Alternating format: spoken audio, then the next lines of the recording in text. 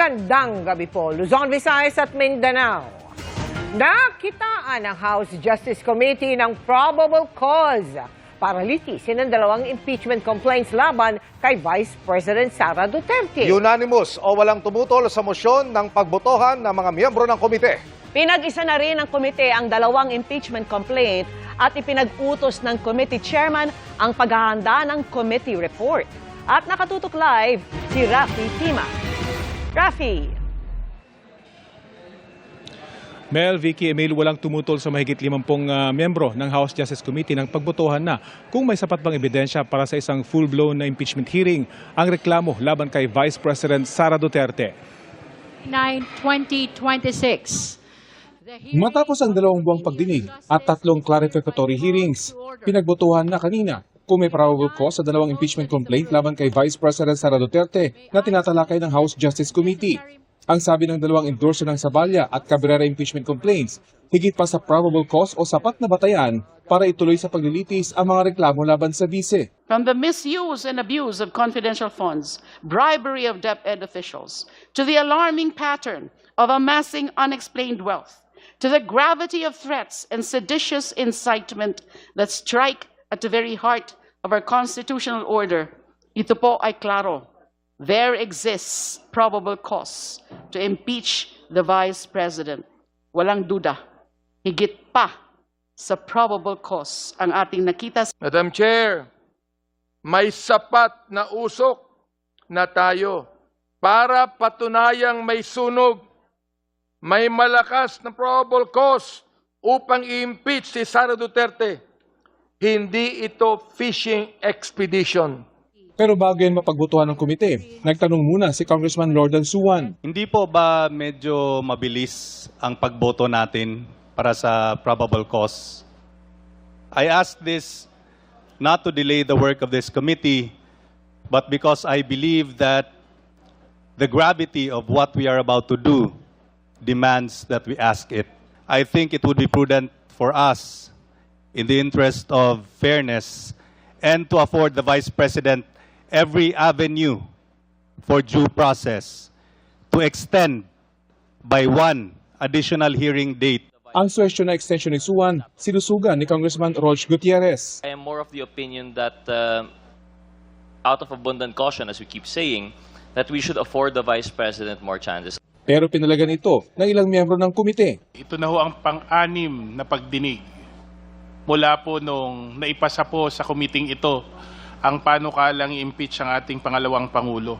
Naniniwala ho ang kinatawang ito, Madam Chair, na dapat na ho nating desisyonan niyo yung hapon. We have given so many chances for Vice President Duterte to explain and present her side regarding the impeachment complaints filed against her. Pero wale, consistently absent siya talaga. Ginoghost niya tayo paulit-ulit. Nabigyan na rin natin ng sapat na pagkakataon si Vice President Sara Duterte na humarap at ibigay yung kanyang panig.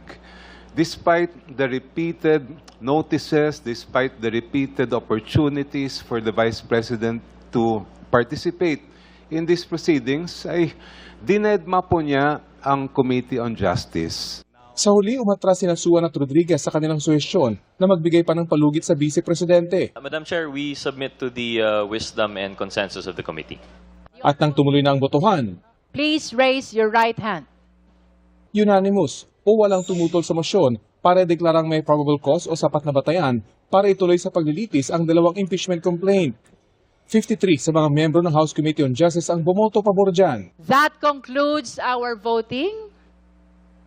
And the chair pronounces that the existence of probable cause has been declared with respect to both the Zaballa complaint and the Cabrera complaint. Culpable violation of the Constitution, betrayal of public trust, bribery, graft and corruption, and other high crimes sa mga grounds for impeachment na nakalatag sa Cabrera at Zaballa impeachment complaints. Kaugnay ito na hindi umano maipaliwanag na yaman ng Vice Presidente, ang di umano tamang deklarasyon sa kanyang SALN, ang maanumalya umanong paggamit ng confidential funds, pati na ang mga pagbabanta umano niya sa buhay ni Pangulong Marcos, First Lady Lisa Araneta Marcos at dating House Speaker Martin Romualdez. Kasunod ng inaprobahang motion ni Representative Laila de Lima na i-consolidate o pag-isahin ang dalawang impeachment complaint, ipinag-utos na ni House Justice Committee Chairperson Jervil Luistro ang paghahanda ng committee report. We direct the committee to prepare the committee report along with the resolution and the articles of impeachment. We further direct the committee to transmit the same to the complainant, the respondent vice president, and the justice members. Ang committee report na ito, aaprubahan pa ng komite sa kanilang susunod na pagdinig sa May 4, bago nila ito ipadala sa plenaryo at sa lahat ng mga miyembro ng Kamara, pati na kay Vice President Duterte. Ang committee report kailangang aprubahan sa botong 1/3 ng lahat ng mga miyembro ng Kamara o hindi bababa sa 106 na kongresista para ma-impeach si Duterte na mababang kapulungan at may transmit ang articles of impeachment sa Senado na magsisilbi namang impeachment court.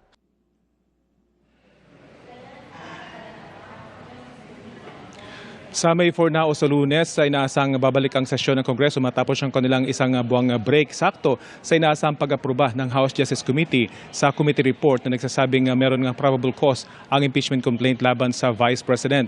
Ayon sa ilang source, isang linggo pa mula May 4 inaasang boboto ang buong plenaryo kung iakyat sa Senado ang impeachment complaint. Yan ang latest mula rito sa Kamara. Vicky? Maraming salamat.